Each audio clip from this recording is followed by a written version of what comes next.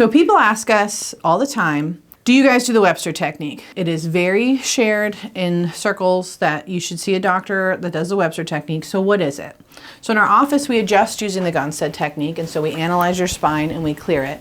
The first step of the Webster technique is to clear the pelvis. The reason that you want the pelvis to be clear is because your baby has to go through there to get out. There's 3 things you care about: power, passage, and the passenger. Your power is your nervous system. It's your spine and it's the nerves that go through it. And so getting your whole spine adjusted makes the power turn on. Then the passage is your pelvis has to open. For your cervix to dilate 10 centimeters, your sacrum, which is the bone back here, has to get out of the way. And if it's stuck on one side, it can't move, and that can slow labor down. So the first thing we're going to do is clear the pelvis. In the chiropractic office that you would be going to, or our office, they're going to have a pregnancy pillow. The pregnancy pillow is so you can lay on your stomach. It's going to be the greatest moment of your life.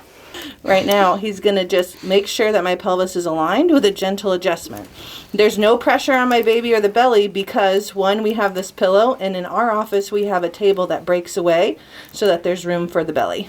The other part of the passage is your uterus. And so your uterus is pillowed by your psoas muscle. The psoas muscle runs from your spine all the way through your pelvis and attaches at your leg. It's the only muscle that attaches the top half to the bottom half of your body. That can get tight, and when it gets tight on one side or the other, it can actually tilt your uterus and lead to an asynclitic presentation or your baby coming out crooked. The other thing that we're going to assess is we're going to assess the round ligament. The round ligament is not able to be touched until the uterus comes to 20 weeks because it's standing straight up. And that is what causes the pain when you stand up really quickly. But also, if one side is tighter than the other, it's going to make it so that their uterus can't contract uniformly and help baby move down through the passage. And that is how we take care of the passenger. So right now, he is seeing which side of my pelvis, my psoas, is tighter than the other. When you pull the arms, the tighter side, the one will be shorter, and then he's going to release it. The last part, which causes pain in a lot of women and dysfunction, is the pubic bone. So the front of your pelvis comes together like this. And because of misalignments of the pelvis, one side can go up like this. It's going to separate a little bit when the baby comes through.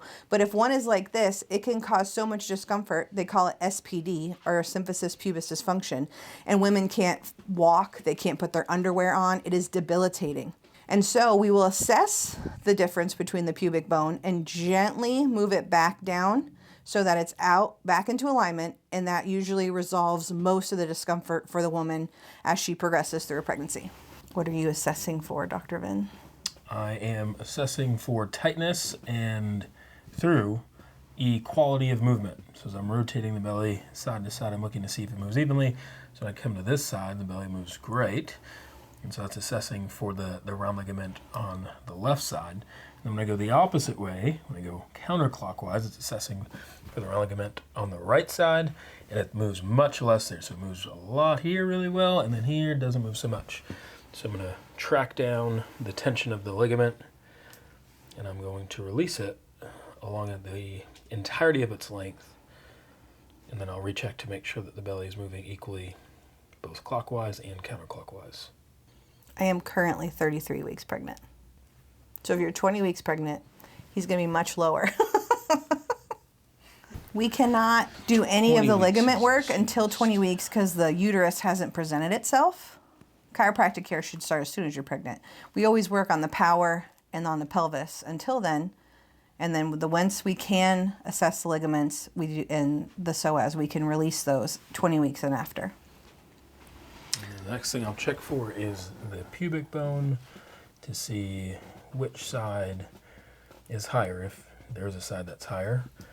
And if I have to correct it, I'll come here, and then it's just a gentle vibration.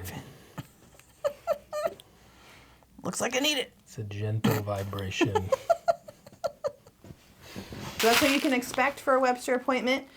We don't have to do Webster every single appointment. If the sacrum is involved in your assessment, when we analyze your spine to see what needs to be adjusted, then we will do it.